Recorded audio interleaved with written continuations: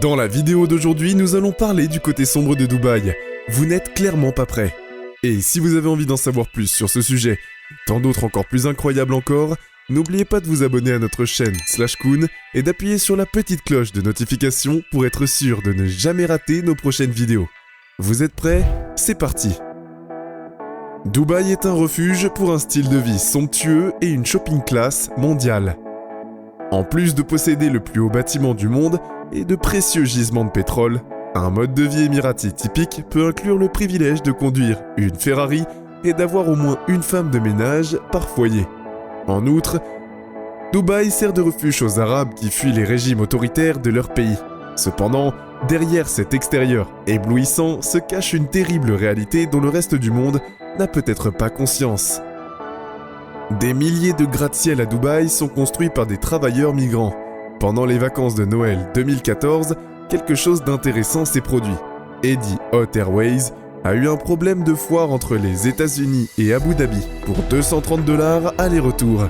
Des gens de toutes les États-Unis ont envoyé des SMS, tweeté et appelé toutes les personnes qu'ils connaissaient pour partager l'affaire, ce qui a entraîné un exode massif d'Américains vers les Émirats arabes unis, où ils ont été accueillis par d'imposants gratte-ciel modernes, une vaste autoroute remplie de toutes les voitures de luxe imaginables et des lumières scintillantes qui remplissaient la ville.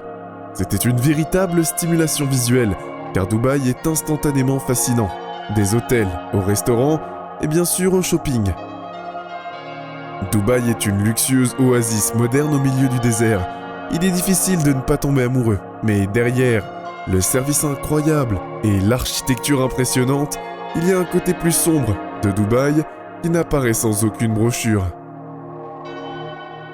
Parmi d'autres documentaires sur le soulèvement pas si glamour de Dubaï, eh bien, il y a quelque chose d'important à mentionner. Ben Anderson de la BBC a passé des mois à Dubaï à essayer d'infiltrer la communauté des travailleurs expatriés. Ce qu'il a découvert lorsqu'il a fini par y entrer, c'est que le joyau du monde arabe est presque entièrement construit sur de l'esclavage importé. Les expatriés du Bangladesh et de l'Inde sont attirés à Dubaï par la promesse d'une meilleure qualité de vie, de revenus plus élevés et de possibilités illimitées. Les travailleurs sont contraints de travailler 12 heures par jour pour un salaire dérisoire, 6 jours par semaine, après avoir payé des frais de visa illégaux très élevés et s'être vus retirer leur passeport. Leurs conditions de vie sont terribles et ils sont piégés dans les banlieues lugubres de la métropole la plus éblouissante du monde. Les expatriés du monde entier, en particulier d'Asie du Sud, représentent plus de 95% de la population de Dubaï. La majorité des personnes ont déménagé à Dubaï dans l'espoir d'un avenir meilleur. Cependant, leurs passeports peuvent être confisqués par la sécurité de l'aéroport ou par des entreprises à leur arrivée, afin de les empêcher d'entrer dans leur pays. À leur arrivée, dans le but de les empêcher de partir, les migrants sont transférés à Santapur, à la périphérie de Dubaï, loin de l'agitation de la ville et dans les logements les plus rudimentaires. Plus de 5 personnes vivent dans une pièce étroite avec un accès limité à l'électricité. Les travailleurs tombent fréquemment malades car l'eau des camps n'est pas purifiée. En outre, les pièces sont généralement infestées de rongeurs et d'insectes en raison du manque de ventilation. Les employés ont été contraints d'accepter les salaires que leur versent leurs employeurs, en raison du refus du gouvernement d'intervenir dans la réglementation des salaires ou d'établir des normes de travail minimales pour les travailleurs migrants. Il n'existe même pas de bureau où ils peuvent déposer des plaintes. Refuser de travailler peut conduire à l'expulsion, ou pire, à la prison. Les travailleurs migrants sont généralement contraints de travailler sous une chaleur accablante. Les températures dépassant régulièrement les 50 degrés, le gouvernement ferme les attractions touristiques en cas de chaleur excessive, mais les travailleurs sont tenus de continuer à travailler. En conséquence, il n'est pas surprenant que le taux de suicide au sein de la communauté asiatique de Dubaï ait augmenté ces dernières années. En moyenne, il y a environ 2 cas de suicide par semaine, tous commis par des travailleurs migrants. Les Émiratis locaux sont devenus insensibles à ces catastrophes, selon les journalistes du Guardian. L'ignorance des dures conditions de travail des expatriés donne l'impression que Dubaï n'a aucune compassion pour les travailleurs immigrés asiatiques. Il semble maintenant que l'expansion économique soit la seule priorité de cette société capitaliste, car derrière la façade de bâtiments élaborés se cache l'horreur cachée des travailleurs immigrés, qui pourraient aussi bien être classés comme des esclaves des temps modernes. C'est la déplorable vérité que Dubaï a désespérément essayé de blanchir. À Dubaï, on vous emmènera voir le plus haut bâtiment du monde et la magnifique version des fontaines Bellagio de Las Vegas.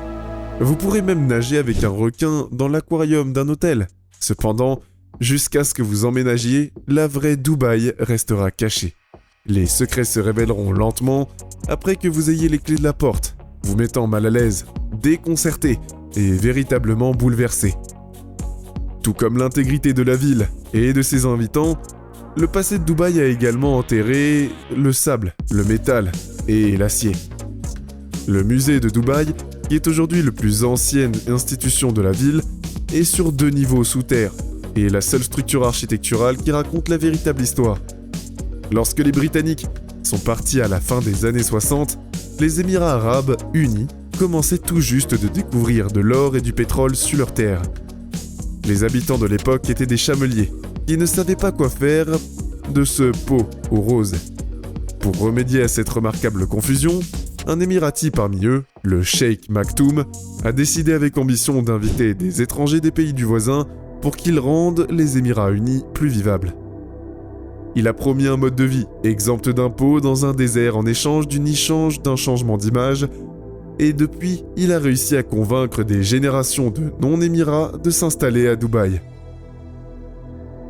Les Émirats ne représentant que 11% de la population des Émirats arabes unis, à l'heure actuelle, la population de Dubaï s'est considérablement complexifiée. À la suite de décennies d'iniquité, la ville s'est divisée en 3 strates dont chacune est profondément dépendante de l'autre. La première est la classe idéaliste, qui se compose d'émiratis locaux, inépuisablement riches. Si vous voyez un Jaguar en métal poli avec un Jaguar de compagnie duveteux sur le siège avant, vous avez vu quelqu'un de cette classe. Vient ensuite la deuxième couche de riches. Travailleurs étrangers qui sont les cerveaux de la nation, les PDG, les directeurs de banque, les chefs de projet qui s'assoient dans des bars sportifs pour discuter du scénario politique raté de leur pays d'origine et qui enchaînent avec des shots de tequila un mardi soir. La troisième couche est celle du travailleur étranger pauvre dont personne ne veut parler et qui fait des quarts de 12 heures sur un chantier de construction dans un pays en développement, au milieu du désert pour une température de 50 degrés Celsius. Leurs conditions de vie sont extrêmement controversées. 4 ou 5 travailleurs partagent un espace de la taille d'une boîte à chaussures au nom d'un projet de développement durable. Pourtant, ce sont eux qui ont donné à Dubaï sa gloire étincelante. Enlevez l'éclat de verre dans cette jungle de béton et la vérité fondra dans vos mains. L'esclavage moderne, dans les Émirats arabes unis, est douloureusement évident. Mais les vidéos touristiques, de style propagande, et les poignées d'Instagram vous diront le contraire. Les expatriés font encore tout le travail pour présenter aux dirigeants de Dubaï la vision du pays. Dans cette ville, ne parlez pas de ce qui fâche, et ne remettez pas en question l'hypocrisie. N'écrivez pas à ce sujet. La communauté d'expatriés vous enseignera que les gens sont si odieusement ivres dans leur propre refuge d'hôtel 7 étoiles, de brunch alcoolisé, du vendredi et de soirées pour dames, qu'ils oublient la réalité de cette région du monde. C'est la version adulte de Disneyland. Si vous ne pouvez pas jouer avec des jouets dans votre pays natal, établissez un port d'attache dans sa superficialité, vous n'aurez jamais à douter de sa vertu, ou de votre propre conscience. Le gouvernement paye votre scolarité si vous êtes un jeune local. Quand vous vous mariez, on vous accorde un manoir. La demeure est accompagnée d'une armée d'aides, de femmes de chambre, de chefs, de nounous, de chauffeurs et d'entraîneurs personnels. Toutes vos vacances seront payées.